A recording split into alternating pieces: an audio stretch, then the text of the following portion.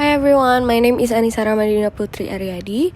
Here I want to do a presentation about economy and work from the point of view of conflict theories with my friend Ahmad Fatih. If we see from the title, it is related with digital economic platform and marketplace. Before that, let me explain what is digital economy. Digital economy refers to the use of information technology to create or adapt, market, or consume goods or services. Digital novelties include digital banking, e-commerce, virtual education, smartphone apps, and collaboration platform. And what is a marketplace operation? A marketplace is an extension or evolution of an e-commerce platform that allows third parties to sell through it, which means that beside the actual owner, other seller can also display and sell their product. For retailers, becoming a marketplace is a way to increase the product assortment without the extra work of storing, managing, and fulfilling them. In a marketplace, sellers can take care of their own operation. The commerce website works as a sales channel for them to announce their product and services in order to reach more customers. Next, why it is necessary to study economic institution, especially digital platform. The world has become digital and so has the economy. The digital economy is the result of the transformation of traditional economic activities, products, and services into digital form. Along with the times, digital technology will be more widely used. Therefore, it is important to study economic institution, especially digital platform. Digital economy also save our time, reduce costs, and give benefits for developing worlds. Conflict theory. According to conflict theory, dominance and power, not agreement and conformity, preserve social order. Conflict theory holds that people who are wealthy and powerful try to maintain their position by any means necessary, most notably through oppressing the weak and helpless. Conflict theory's fundamental tenet is that members of society will compete with one another to gain the most wealth and influence possible. Conflict theory is a way of studying society that focuses on the inequalities of different groups in a society. It is based on the ideas of Karl Marx from the 19th century, who believed a society evolved through several stages, the most important of which were feudalism, capitalism, and finally socialism. 19th century Europe was a capitalist society, where the rich upper class, called the bourgeoisie, were a minority of the population, and the poor lower class, called the proletariat, were the majority. Now you might think that the majority would have more sway over the society, but it was actually the bourgeoisie that had the power. They owned the factories that produced everything people needed, and they sold what they produced to earn a living. The proletariat only had their labor to sell to make a living, and they were dependent on the factory owners to get paid. But this wasn't just a one-sided dependence. The factory owners were also dependent on the workers to work in the factories, though they would never admit it because they would lose some of their power. There was a significant economic inequality between the factory owners and the workers. It was this economic inequality that Marx believed would fuel a change in society. As the working class realized they were being exploited, they would unite to create a class consciousness.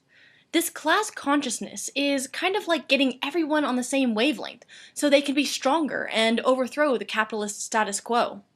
Marx created a model which proposed that a society where one group exploited another group economically would actually contain the seeds of its own destruction. The existing generally accepted state, or thesis, of a society would cause the formation of a reaction, or antithesis, that opposed the accepted state. In a capitalist society, the accepted thesis was that the bourgeoisie ran the factories, while the working class provided the labor. The desire of the working class to change the way things were was the antithesis. The thesis and antithesis can't exist together peacefully. One side is quite happy with the status quo and wants to leave things the way they are. The other side is looking for change because they really aren't so happy with the current state of things. The struggle between the two sides would eventually lead to a compromise, or a synthesis of the two, resolving the tension between them by creating a new state. Perhaps the synthesis here is that members of the working class begin to take on managerial positions. The few workers who become managers might create a new middle class that has even more power than the factory owners themselves. This synthesis of thesis and antithesis would eventually become a new thesis in its own right, and begin the process of creating its opposite once again. Perhaps the new middle class has become so powerful that the factory owners begin to feel threatened.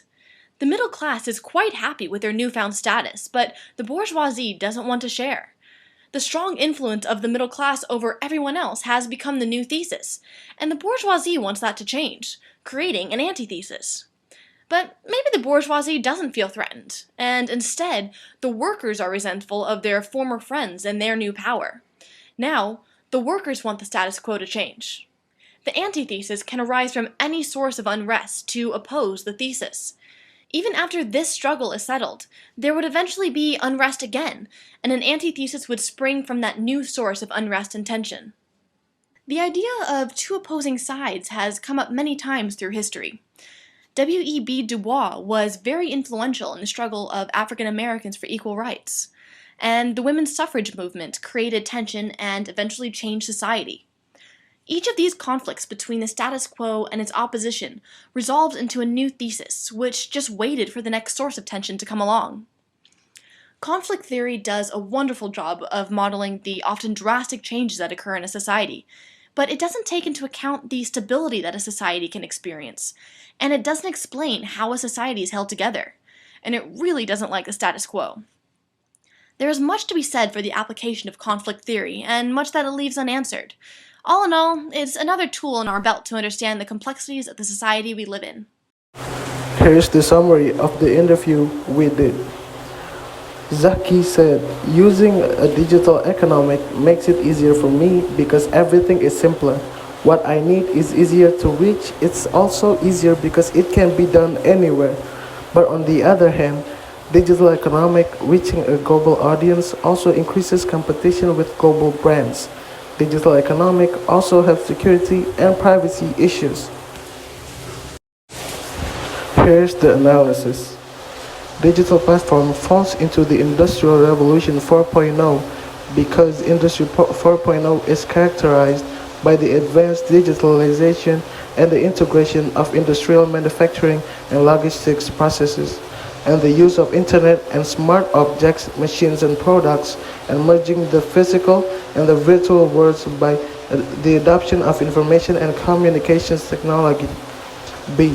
The platform belongs to digital economy because it is backed by the spread of information and communication technologies (ICT) across all business sectors to enhance its productivity. C. It belongs to market-based economy because the economy decisions and the pricing of goods and services are guided by the interactions of a country's individual citizens and businesses. D. We think that every marketplaces in Indonesia should be creative in selling their products and enhance their ability of attracting buyers so that the economy could be helped. After all, here's the conclusion and recommendation. Digital platform growing very fast and make it easier for people to carry out economic activities. Digital platform also falls into the industrial revolution across all business sectors to enhance its productivity. Digital platform can give many vacancies for the society to fulfill their needs. Thus, it is very great if people are learn about economic institution, especially digital platform. That's all from us. Last, here's our references. Thank you so much for your attention.